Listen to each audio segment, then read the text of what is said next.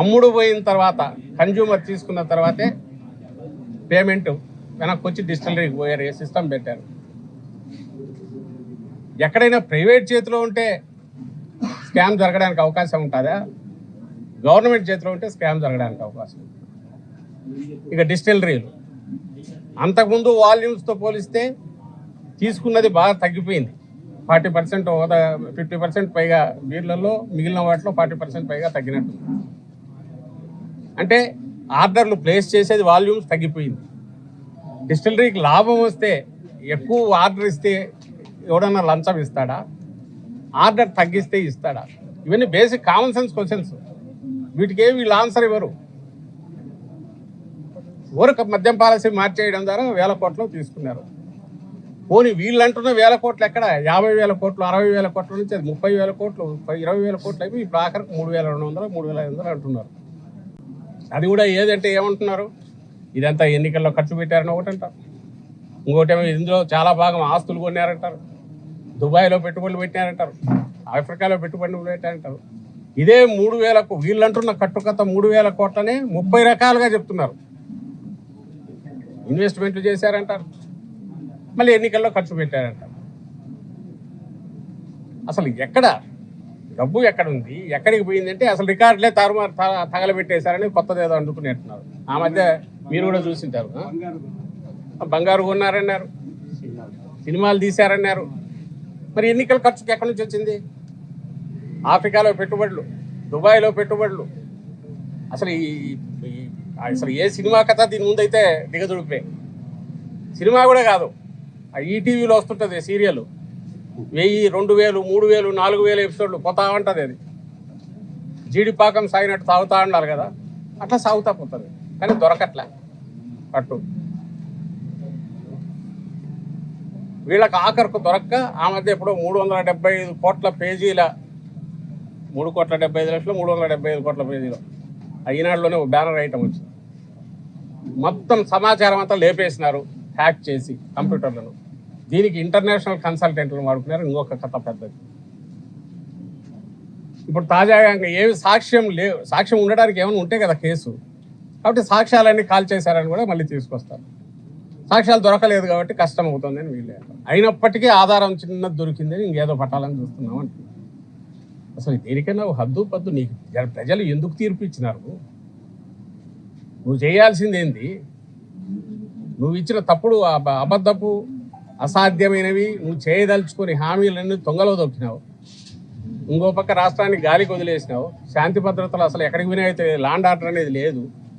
నీకు entire police ఫోర్స్లో నీ మాట వినేవాళ్ళను వినని వాళ్ళందరినీ వీఆర్లో పంపేసావు. రకరకాల హింసిస్తున్నావు, వేధిస్తున్నావు. దారిలోకి వచ్చిన వాళ్ళందరినీ వాడుకొని దారిలోకి భయంతో అయినా తెచ్చుకొని భయపెట్టైనా అందులో కొంతమందితో ఒకటి సిట్ అని ఫామ్ చేసి న్యాయ ప్రక్రియలో ఉండే బేసిక్ వీటిని యూజ్ చేసుకొని, ఎందుకంటే ఈ స్టేజ్లో న్యాయ వ్యవస్థ కూడా ఏమంటుంది, వాళ్ళైనా కోర్టులైనా మా దగ్గర ఇన్ని ఆధారాలు ఉంటే మరి చూపండి అబ్బా అంటారు. ఈలోగా ఏంటంటే హెరాస్మెంట్, కక్ష సాధింపు. ఇప్పటికి 60-70 రోజులు, అసలు 90 రోజులు అయిపోయింది. ఛార్జ్ షీట్ వేశారు. ఏంటంటే ఇంకా ఏం దొరకలేదు, చూస్తున్నాం, మళ్ళీ వేస్తామంటున్నారు. ఈలోగా జగన్మోహన్ రెడ్డి గారి దగ్గరికి పోతున్నాం, ఇంకోరి దగ్గరికి పోతున్నాం. బిగ్ బాస్ ఎవరు? ఈ క్వశ్చన్లు కేవలం ప్రజల నుంచి వచ్చే క్వశ్చన్లు తప్పించుకోవడానికి. రెండో వైపు తాను జైలుకి వెళ్ళాడు కదా, ఈరోజు అందరినీ జైలుకి ఎట్లా పంపాలని చంద్రబాబు నాయుడు. తాను ఎందుకు వెళ్ళాడు? ఆధారాలు ఉన్నాయి కాబట్టి ఆ రోజు వెళ్ళాడు. ఆ రోజు ఆయన స్కిల్ డెవలప్మెంట్ స్కామ్లో మీ అందరికీ తెలుసు, ఖచ్చితమైన ఆధారాలతో మనీ ట్రైల్ ఉంది. క్యాబినెట్ అప్రూవల్ ఇచ్చింది ఒకదానికి ఇస్తే నువ్వు దాన్ని ఓవర్ రైడ్ చేసి కార్పొరేషన్ ద్వారా నీ మనిషిని తెచ్చి ఆడ పెట్టుకుని ఒక వ్యక్తిని అక్కడి నుంచి నేరుగా అగ్రిమెంట్ చేసేసుకొని క్యాష్ డబ్బు వెళ్ళింది ప్రభుత్వం నుంచి. అందులో చంద్రబాబు సంతకాలు ఉన్నాయి, ఆయన క్లియరెన్స్ ఉంది, ఆయన ఒత్తిడి ఉంది అని కూడా ఆధారాలు ఉన్నాయి. అవి వెళ్ళి షెల్ కంపెనీలోకి వెళ్ళి అక్కడ నుంచి క్యాష్ అయ్యి బయటికి ఎక్కడికో వెళ్ళిపోయింది. ఆ 300 కోట్లు అనేది మా ప్రభుత్వం పట్టుకోలే, జగన్మోహన్ రెడ్డి గారి ప్రభుత్వం సెంట్రల్ ఏజెన్సీ పట్టుకుంది. ఆ రికార్డులు కూడా తగలబెట్టారు. ఎందుకు? దొరుకుతామని గవర్నమెంట్ నుంచి మారేటప్పుడు. అయితే ఫైనాన్స్లో ఉన్న షాడో ఫైల్స్ ద్వారా ఆధారాలన్నీ దొరికాయి. పూర్తి పక్కా ఆధారాలతో ఆ రోజు చంద్రబాబు నాయుడుని అరెస్ట్ చేశారు. ఇక్కడ ఒక్క ఆధారం చూపండి, ఒక్క ఆధారం. ఇదిగో ఇక్కడ నుంచి ఇటు పోయి ఎండ్ బెనిఫిషియరీ వీడు బెనిఫిట్ అయ్యాడు, ఇందులో నుంచి ఇంత ఇచ్చాడు, దీని ఇదిగో ఇక్కడికి పంపించాడు, ఇక్కడికి చేరింది. ఏది లేదు ఇంతవరకు, లేదని వాళ్ళే ఒప్పుకుంటున్నారు. సో ఖచ్చితంగా ఇదేంటంటే కక్ష సాధింపు, హెరాస్మెంట్, వీళ్ళందరూ ఉసురు ఆయనకు, చంద్రబాబు నాయుడుకు, ఆయన కుటుంబానికి మొత్తంగా తగులుతుంది, అందులో డౌట్ లేదు. ఆయనలాగా ఇక్కడ ఊరు అరెస్ట్, ఇది అక్రమ అరెస్టు, ఇందులో వీళ్ళు తప్పు చేసింటే గిల్టీగా ఫీల్ కావాల్సి వచ్చేది. ఆయన చేస్తున్న తప్పు చంద్రబాబు నాయుడు, ఆయన చేస్తున్న తప్పు, అందుకోసమే ఇక్కడ ఎవ్వరు కూడా ఏమాత్రం గిల్టీగా ఫీల్ కావాల్సిన అవసరం లేదు, కావడం కూడా లేదు. నువ్వు కక్ష సాధింపుతో చేస్తున్నావు, ఎస్ వీఆర్ ప్రిపేర్డ్ అనే పోతున్నావు. బట్ నీకు అధికారం ఇచ్చింది ఒకందుకైతే ప్రజలు, నువ్వు చేస్తున్న నీ అధికార దుర్వినియోగంతో నువ్వు చేస్తున్న ఈ కక్ష సాధింపు అనేది దీని ఉసురు అయితే ఖచ్చితంగా కొట్టుకుంటుంది. లేని కేసు ఎవరైనా మర్డర్ చేస్తే దాన్ని పట్టుకొని నువ్వు ఇన్వెస్టిగేట్ సాల్వ్ చేసి వాళ్ళు జైలుకి పంపితే అర్థం ఉంటుంది. ఎవడైనా స్కామ్ చేస్తే దాన్ని పట్టుకొని నువ్వు ప్రూవ్ చేసి పంపిస్తే నీకు ప్రశాంతంగా నిద్ర పడుతుంది. నువ్వు తప్పు చేసిన వాడిని పట్టుకున్నానన్నందుకు తప్పు చేసేవాడికి గిల్టీగా ఉంటుంది. నువ్వు అన్యాయంగా నువ్వు ప్రజల దృష్టి నుంచి తప్పించుకోవడానికి జగన్మోహన్ రెడ్డి నన్ను జైలుకు పంపాడు కాబట్టి ఆయన కానీ ఆయనతో ఉన్న వాళ్ళని కానీ పంపించి కక్ష తీర్చుకోవాలని ఇటువైపు ఒక దెబ్బకు 2 పీటలని అనుకుంటాడు. 2 కాదు, ఆ దెబ్బ వచ్చేసి ఆ తూట నీకే తగులుతుంది, నీకు తగులుతుంది, నీ పార్టీ వాళ్ళకు తగులుతుంది, నీ కుటుంబానికి తగులుతుంది. ఇది ఆయన గ్రహించాలనేది మా విజ్ఞప్తి. ఇంతకుమించి ఆయన సాధించగలిగింది ఏమీ ఉండదు. ఒక 50 రోజులు 60 రోజులు ఉంటారు, వేలు మీద రాక తప్పదు.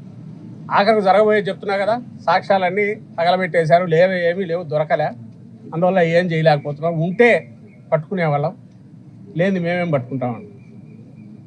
నువ్వు నేల గ్రౌండెడ్ కాదు, పునాది లేదు, పునాది లేని దాని మీద గాల్లో కట్టిన దీంట్లో ఏముండవు, దొరకవు ఆధారాలు.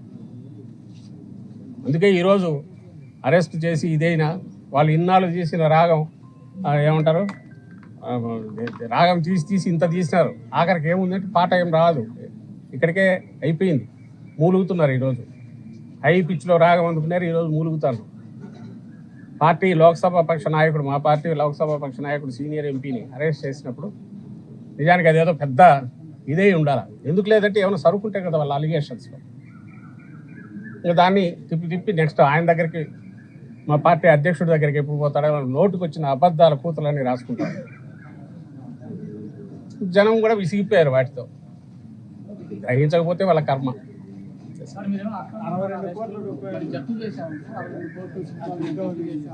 ఏది ఎక్కడి నుంచి, ఒకటేమో ఎవరో క్లెయిమ్ చేసినది అది చెవిరెడ్డి భాస్కర్ రెడ్డి ద్వారా వచ్చిన అమౌంట్ అని 8 కోట్ల చిల్లర చూపించాలని ప్రయత్నం చేస్తున్నారు. అతను ఎవరో బిజినెస్ మ్యాన్ నాదని చెప్పి ఆల్రెడీ క్లెయిమ్ చేశాడు. ఈ గవర్నమెంట్ రావడానికి ముందే అప్పుడే కోర్టు కూడా పోయినారు. ఇదేమి ఇప్పుడు వచ్చి ఏదో కేసు పెడుతున్నారని పోయింది కాదు. పట్టుబడినప్పుడే 2-3 అవర్స్లోనే ఆ పెద్ద మనిషి ఎవరో తను అది నా అమౌంట్, ఇది ఎవరికి సంబంధం లేదని చెప్పి ఆ రోజే కోర్టులో వేశారు, హెరాస్మెంట్ చేస్తున్నారని. నువ్వు వచ్చి ఇది కాదు, ఇది దీని అంటే ఎట్ట కుదురుతుంది? దానికి ఏమన్నా ఇది ఉండాలి కదా.